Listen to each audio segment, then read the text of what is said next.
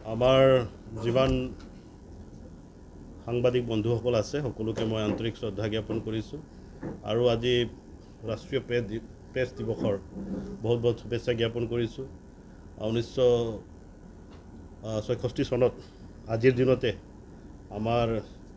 Press council of India গঠন হৈছিলে আৰু সেইদিনৰ পৰা আমি নেশ্যনেল প্ৰেছ ডে আমি মানি আহিছোঁ। গতিকে বহুত বহুত শুভেচ্ছা আপোনালোকক আৰু বিশেষকৈ আজি আপোনালোকক ইয়াতে মই মাতাৰ কাৰণ হৈছে যে আমি আচলতে বিচাৰিছিলোঁ যে ডিচেম্বৰ মাহৰ যিহেতু আমাৰ চৰকাৰৰ 4 বছৰ পূৰ্ণ হ'ব আৰু মই একেবাৰে গোটেইখিনি খতিয়ান লৈ ফালে এই 4 বছৰত আমাৰ গভৰ্ণমেণ্টে কি কৰিলে, মই EM হিচাপে কি কৰিলোঁ আৰু MCLA হিচাপে মোৰ সমষ্টিত কি কৰিলোঁ, এইবিলাক গোটেইখিনি তথ্য আপোনালোকৰ আগত মানে দাঙি ধৰিব বিচাৰিছিলোঁ। যদিও সংবাদ মাধ্যমত কিছুমান কথা মই জানিবলৈ পাই ফালে অলপ আগতীয়াকৈ আপোনালোকক মাতিবলগীয়া হ'ল। চ' প্ৰথমে মই বিচাৰিছোঁ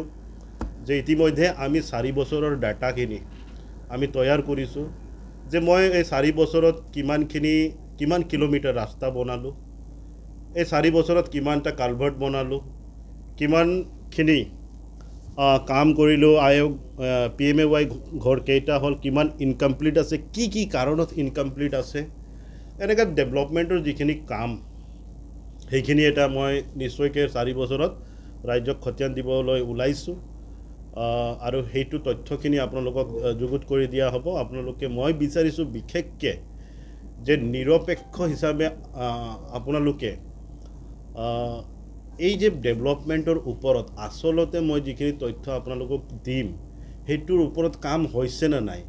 বা কোৱালিটি অফ ৱৰ্ক মেইনটেইন হৈছে নে নাই। কিছুমান কাম এনেকুৱা পাইছোঁ মই কোৱালিটি মেইনটেইন হোৱা নাই, সেইবিলাক কাম মই নিজে বন্ধ কৰি ৰাখিছোঁ বা বিলটো ৰখাই থৈছোঁ যে যেতিয়ালৈকে কোৱালিটিটো মেইনটেইন নহয় বিল নাপাওঁ। চ' গতিকে তেনেকৈ এটা নিকাভাৱে আমি কাম কৰিবলৈ ওলাইছোঁ আৰু এইটো ইনষ্ট্ৰাকশ্যন আমাক ওপৰৰ পৰাই আছে, আমাৰ গভৰ্ণমেণ্টৰ পৰাই আছে যে 4 বছৰত আপোনালোকে গোটেইখিনি খতিয়ান ৰাইজৰ আগত দাঙি ধৰক, কিয়নো 5 বছৰ কমপ্লিট হোৱাৰ লগে লগে বাতাবৰণটো অলপ বেলেগ হৈ যাব, ইলেকশ্যন সোমাই যাব, তেতিয়া আমি সকলোৱে ব্যস্ত হৈ যাম। গতিকে মোৰ আশা আছে আপোনালোকে সেই তথ্য লৈ ফালে মোৰ সমষ্টিত চুকে কোণে সোমাই কি ভাল হৈছে, কি বেয়া হৈছে আৰু কিমান ভাল কৰিব পাৰি বা এনেকৈ কিছুমান ৰাস্তা আছে নেকি যিবিলাক ৰাস্তা আমি যোৱা 17 বছৰ নহয়, 20 বছৰ নহয়, 70 বছৰ আগত বা কেতিয়াও নোহোৱা এনেকৈ ৰাস্তা বনাইছোঁ নেকি এই 4 বছৰত আমি, বা এনেকুৱা ৰাস্তা কিছুমান থাকি গৈছে নেকি যিবিলাক আমি এতিয়ালৈকে ঢুকি পোৱা নাই, বা এনেকুৱা অঞ্চল গাঁও কিছুমান থাকি গৈছে নেকি য'ত আমি এতিয়ালৈকে আমি গৈ পোৱা নাই বা আমি ঢুকি পোৱা নাই। গতিকে মই বিচাৰিছোঁ যে যিহেতু আপোনালোকে সংবাদ মাধ্যম বুলি ক'লে আপোনালোকে দাপোন হয়, এই ডেভেলপমেণ্টৰ দাপোনখিনি আপোনালোকে ৰাইজৰ মাজত দেখাব। গতিকে মই এইখিনি ডাটা আমাৰ হাৰ্ড কপি হওক, ছফ্ট কপি হওক, গোটেইখিনি আপোনালোকৰ আগত মই দি দিম। 4 বছৰত কিমানখিনি কৰিছোঁ বা এতিয়ালৈকে আমি কিমানখিনি কাম কৰিছোঁ। তাৰ উপৰিও মানে EM হিচাপে যিখিনি ফাণ্ড আমাৰ আহে সেইখিনি খৰচ কৰা সেইটো চবেই কৰিব, মই কৰিম। মই আজি ইয়াতে আছোঁ, ফাণ্ড আহিলে খৰচ কৰাটো মই কৰিম, কালি যদি কোনোবা বেলেগ আহে তেখেতেও সেইখিনি ফাণ্ড ন' ডাউট তেখেতে খৰচ কৰিবই। কিন্তু এপাৰ্ট ফ্ৰম ডেট তাৰ বাহিৰে কিখিনি কাম আমি কৰিছোঁ, মানৱ সম্পদ গঢ়াৰ ক্ষেত্ৰতে হওক, সংস্থাপনৰ ক্ষেত্ৰতে হওক বা বিভিন্ন দিশত আমি ছ'চিয়েলি আমি কি কাম কৰিছোঁ সেইটোৰ ওপৰত এটা আপোনালোকে ৰিপৰ্ট এটা বনাবৰ কাৰণে মই অনুৰোধ জনাইছোঁ, যাতে বেলেগবিলাকে তাৰ পৰা উৎসাহ পায় আৰু আমাকোতো উৎসাহৰ প্ৰয়োজন হয়। আমি এটা সময়ত সাধাৰণ ৰাইজ আছিলোঁ, যেতিয়া আমি কিছুমান পলিটিচিয়ানবিলাকৰ তাত, কিছুমান নেতাৰ তাত, জনপ্ৰতিনিধিৰ তাত গৈছিলোঁ, তেতিয়া আমি যেতিয়া ৰেছপন্স পাই আছিলোঁ, ৰেছপন্স পোৱা নাছিলোঁ, তেতিয়া আমি অনুভৱ কৰিছিলোঁ যে অমুক কাম আমি এদিন নেতা হ'লে কৰিম। বা যেতিয়া আমাৰ তাত পাৱাৰ আহিব এইবিলাক কাম আমি কৰি যাম বুলি আমি এটা ভিজন লৈ ফালে পলিটিক্সত নামিছোঁ চ' আজিৰ তাৰিখত যিবিলাক নেতা আমি পাইছোঁ যিবিলাক প্ৰতিনিধি আমি পাইছোঁ জনপ্ৰতিনিধি তেখেতসকলে সকলোৱে এটা ভিজন লৈ ফালে কাম কৰি আছে আমাৰ অনাৰেবল চিফ ছাৰ তেখেতে এটা ভিজন লৈ ফালে BTRত কাম কৰি আছে আৰু এই চেঞ্জেছটো আমি হঠাতে দেখা নাপাম আমি এতিয়া লাহে লাহে লাহে লাহে চেঞ্জেছবিলাক আমি পৰিৱৰ্তনবিলাক দেখা পাইছোঁ বিভিন্ন ক্ষেত্ৰত আগতে কোনো ধৰণৰ মানে